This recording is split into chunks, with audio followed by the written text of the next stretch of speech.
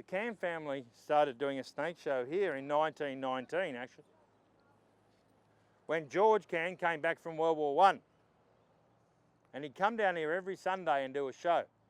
And Sundays would be 1:30 onwards. People would go to church in the morning, dressed in their Sunday best, and then get a tram down to the seaside. And when you got off the tram, the snake show was right here. Originally it was just a rope, and just a rope between the people and the snakes. But eventually there was a chicken wire fence in the 1920s, and eventually they erected an actual permanent pit. But the first snake of the show is this snake here. This snake is the most historical snake because this is the first snake that Europeans encountered. It's the first snake that got collected as a specimen and taken back to England to be described in the Museum of Natural History in London. First snake the rest of the world got to know came from Australia, before it was even known as Australia. Still being called New Holland at that stage. That snake there. What is that thing? It's definitely a snake. It's called the, oh, you know what this snake is. It's the easiest to recognise. It's the red-bellied black snake. People go, oh, I saw a black snake. I couldn't see any red though. I don't know if it was a red-bellied black snake. But in Sydney, this is the only black snake we get. The only member of the black snake family we get is the red-bellied black snake. And here's the interesting part that most people don't realise about the red-bellied black snake. That if you look underneath a red-bellied black snake, red-bellied black snakes don't have a red belly. They have red sides to their body. So the original name wasn't red-bellied black snake. Back in the Museum of Natural History in London, the scientist there of the era, he called it the crimson-sided snake, which is a much better name than red-bellied black snake. But we got stuck with red-bellied black snake. It became popular. I mean, it does look like it's got a red belly, having those bright red sides. And it's a very common snake to this day, and probably the most easy to recognise. Hence the reason people see them around. I had to catch one this morning, actually. Some people had one in their garden yesterday, and I couldn't make it there. And I said, oh, don't worry, it'll probably go away. And guess what it did? I went into their garage. And this morning they found it in their garage. They nearly trod on it. I went, oh, it didn't go away. Oh, all right. All right, I'll come out and grab it. And it was in their garage. It was just a little red-bellied black snake, about that big. This one's probably about average for a male adult. And what you'll find with red bellies, they can be very calm snakes. This one's ridiculously calm. He doesn't care at all.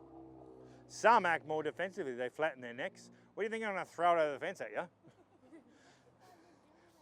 Many times I walk up to the fence and people will walk backwards. And then when I walk away again, they come back to the fence. But I don't think red-bellied's going to do too much. But people often ask me, how deadly is the red-bellied black snake? And I always say, well, for a start, how many people do you think have actually died from a red-bellied black snake bite? Because I know the exact number. The official number, you can add up to one hand with no fingers, because it adds up to 0. 0 confirmed deaths from this snake species in humans. It can kill a dog, but dogs have got a habit, if you've ever noticed. Dogs see a snake and they run over to attack it on sight. And if it's a blue-tongued lizard that happens to come in the yard and it gets ripped in half. But if it happens to be a red-bellied black snake, they can bite back. And sometimes sometimes that dog will die very horribly, actually. But snakes are only defending themselves. It's very sad for the wildlife because thing about it's very poorly understood in Australia is Australian wildlife is supposed to be here. A lot of people struggle with that concept. They ask me, oh, I saw a snake in my yard. Why have I got a snake in my yard? And I go, well, is your backyard in Australia by any chance? And they said, yes. I go, well, there's a chance you get an Australian snake in your backyard because you're in Australia. Very poorly understood. People think snakes only live in certain areas and not in others. But there's a distribution all over mainland Australia and all over Tasmania too of different snake species. This being one of them. It does hurt though to be bitten by one.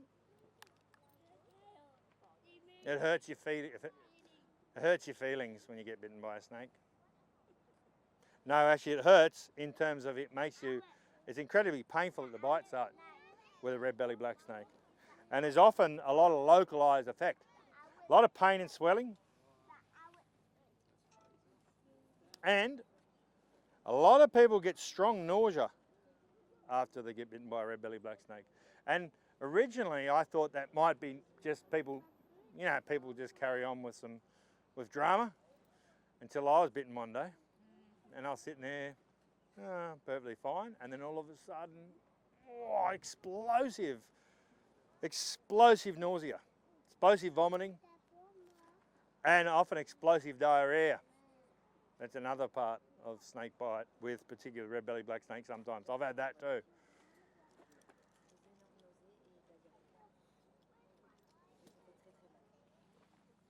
So, that's the first snake of the show. The next snake is a good example of why colour is not a good indicator of what a snake species is. Even though a red-bellied black snake is very uniform in appearance, they don't vary a lot in colour. They're generally black with red sides. They vary a little bit. But a lot of other snake species vary a lot to the point that they can have a drastic variation in their colour. And this makes snakes hard to identify because people just go by, it looks brown to me, must be a brown snake. And some people argue with me about the snake's identity when they clearly are not very good at identifying snakes. They often get it completely wrong. Some people identify a snake and think it's something not dangerous and they pick it up and start handling it. That happened just recently. Someone was handing a little snake. They go, oh, what's this? And sent a picture. And we're like, that's a baby eastern brown snake. I'd be a bit more careful than that.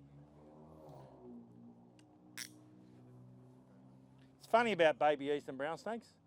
People think just about every snake that's small must be a baby brown snake until they actually see an actual baby brown snake. They're often quite colourful. They've got black heads, they've got black bands on their body quite often, and they don't look like the adult. So people think there's some other type of snake.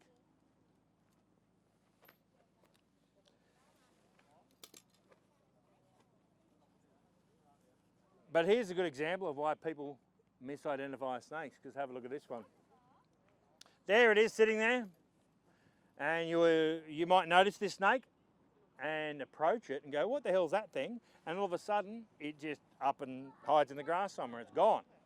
And you get a very short window to even look at what the snake was. In that short period, can you tell me what colour that snake was? What colour was it? What? Do you say red? No, green. People will say green, they will say grey, some people say red.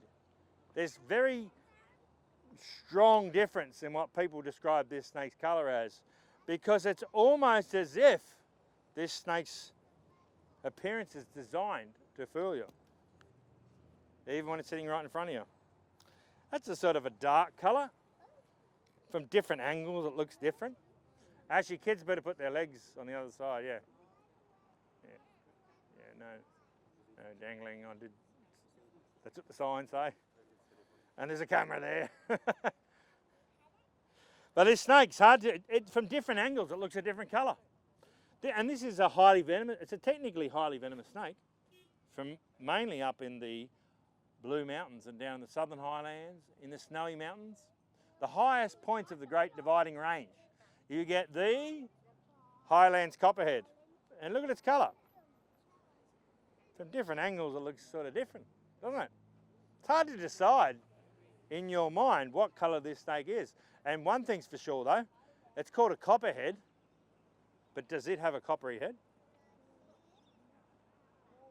I don't know, would you regard that as coppery in colour? I don't. I think there's a coppery stripe down the side, but each copperhead seems to vary quite drastically from another one. They vary very much in colour. So this very strong variation can confuse people in the snake's identity. But they're technically highly venomous snake. In fact, the venom of a copperhead is a similar toxicity to a monocled cobra.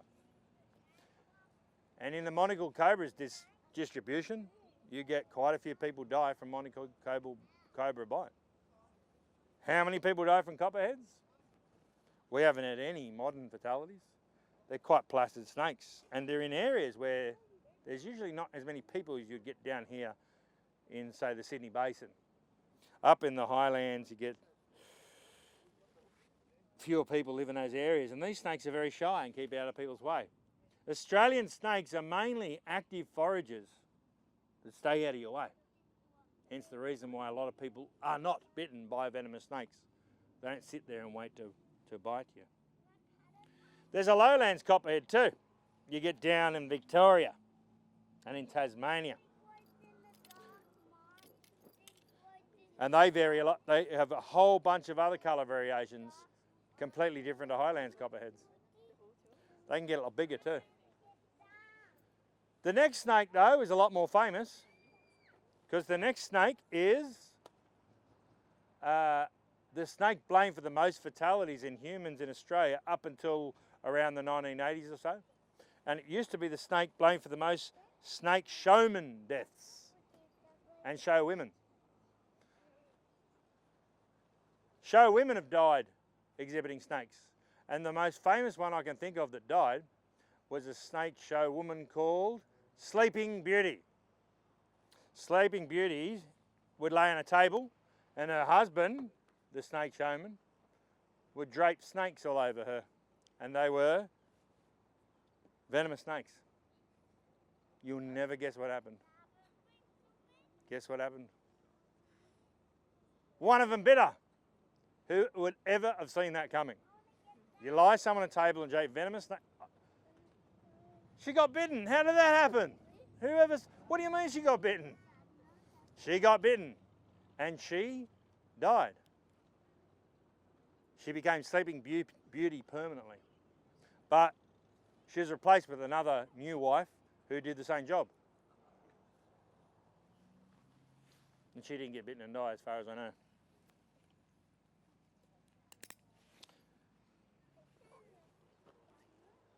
So this next snake's a lot more famous, like I was saying.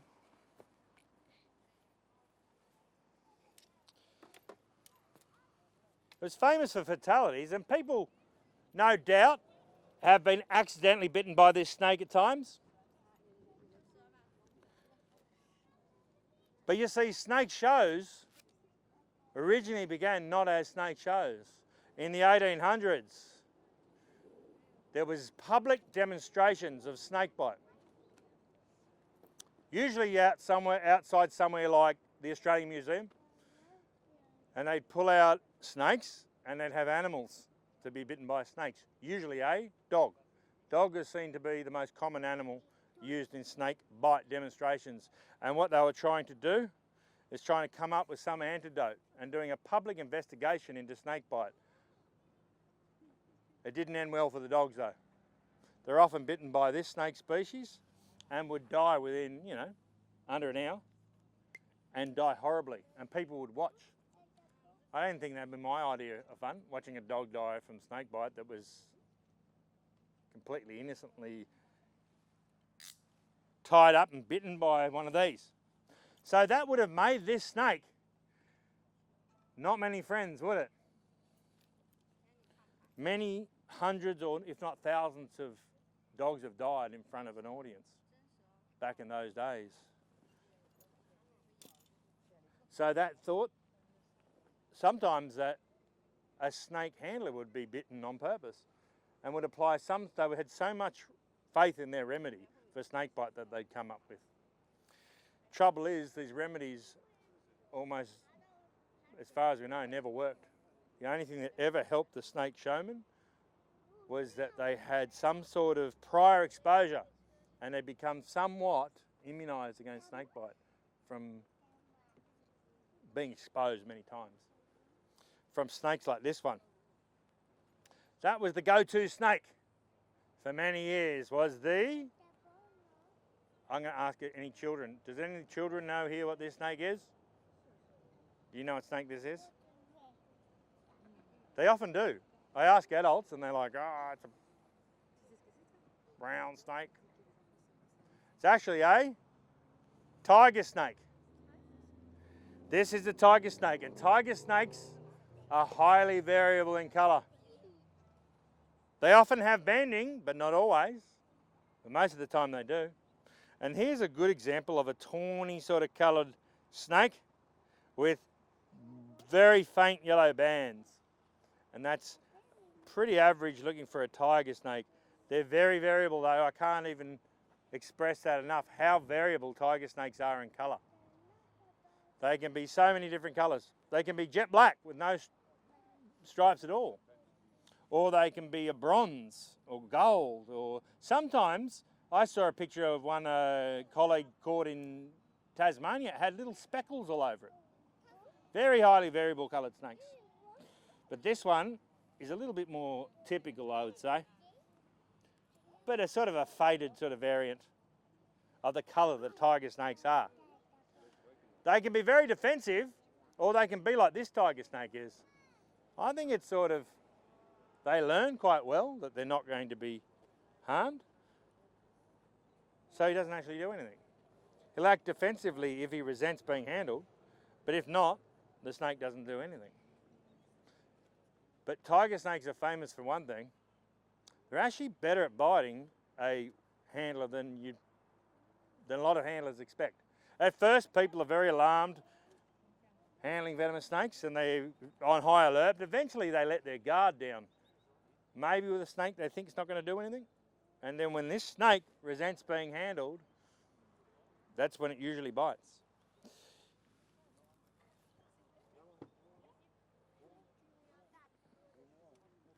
But if you look at a tiger snake, they've actually got a nice face.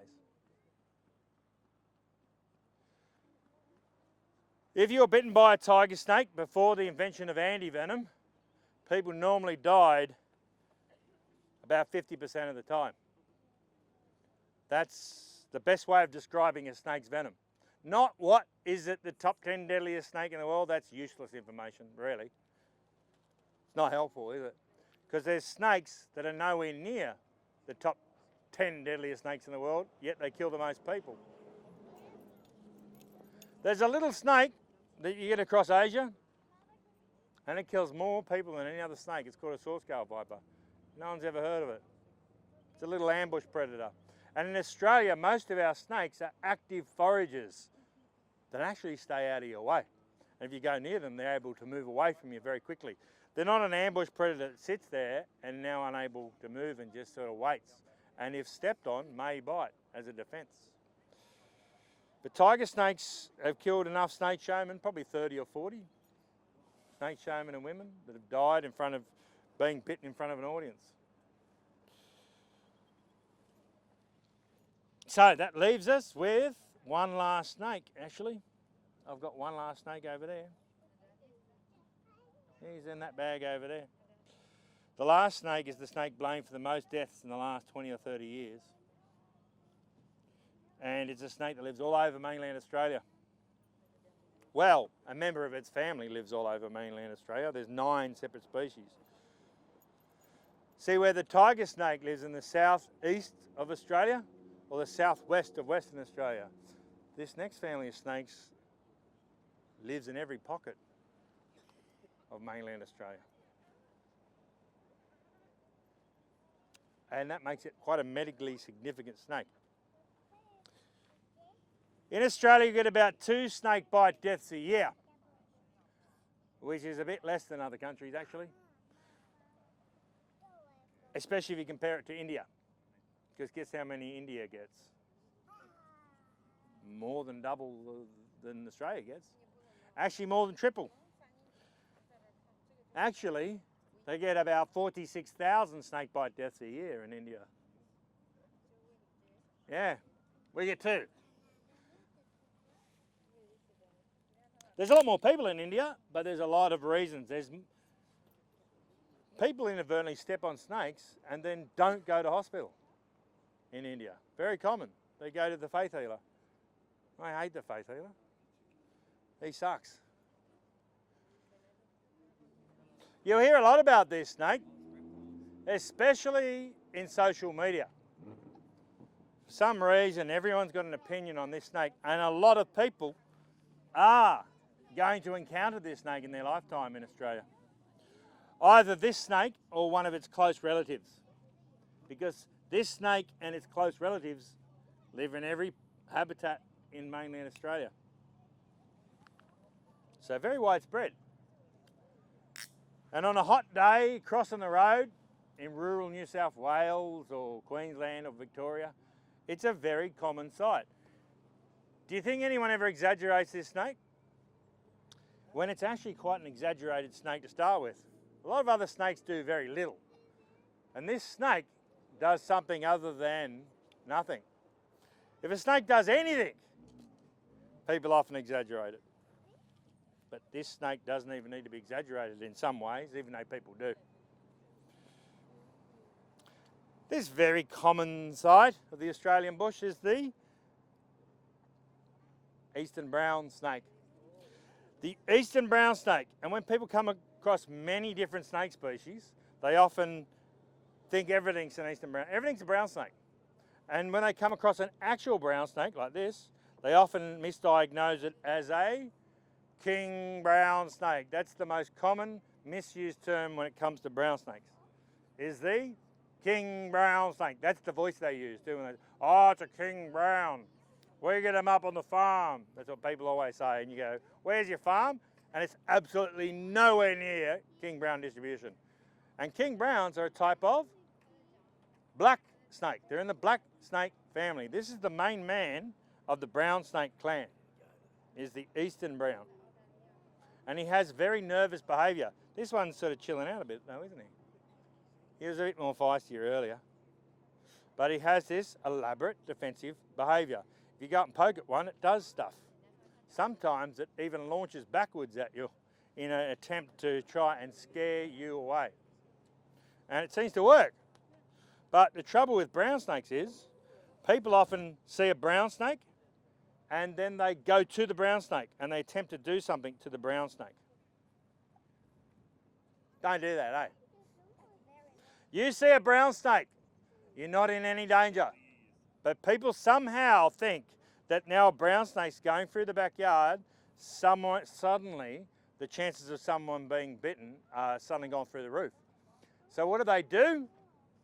They go to the brown snake and try to do something to it. Therefore, putting the chances of someone being bitten by the brown snake through the roof, through their own stupidity. Brown snakes are not dangerous to have around if left alone. In fact, you can walk up to them and look at them if you like. They usually disappear. Brown snakes have very elaborate defensive display, but they disappear just as quickly if they can. And this one will do that. One thing you should never do is if a brown snake's in a corner, go and corner it. Allow a brown snake plenty of room to get away, which is like not even that much room of what you would imagine it is. It's like this much. Go ahead, there's a brown snake. How about we let him just have safe passage away? He does a good job of keeping out of your way. Does a very good job of it. In fact, that's the main reason many people in Australia, most people in Australia, are not bitten by venomous snakes. They're mostly active foragers that stay out of your way. You leave them alone for 2 seconds and they're gone. What can quickly raise the chances of a bite occurring is if going up to the brown snake and interfering with him. That could be mean picking one up. It could mean trying to belt it with something. The best thing to do is leave the damn brown snake alone. You wouldn't believe how many brown snakes are around a certain area, and people suddenly see one and then therefore imagine that that is suddenly now the brown snake that's going to go and bite somebody. We get about 2 deaths a year out of a country of 25 million people. Snake bite's not a normal way of dying in Australia. And I'll show you the main thing the brown snake loves to do. Brown snakes' favourite thing to do. I'll show you in a second. There's one thing, last thing I'm going to explain about the brown snake. Some people bitten by brown snakes can die catastrophically. They're the worst case scenarios. Most people bitten by a brown snake don't. Oh, that's blowing away. Because brown snakes have a couple of things that let them down. One is brown snakes have small fangs and brown snakes have small amounts of venom. So when they bite, there's a high rate of dry bite. The other thing, if you approach a brown snake and they have a safe passage away from you, look what they do. Brown snakes, if brown snakes see a hidey hole, brown snakes go in the blink of an eye, the brown snake goes in, hides. He's a hidey, scaredy snake. How do you get bitten by a snake that's now down a hole, hiding, down the bottom of a hole? So would you like to give the brown snake a round of applause for being a star?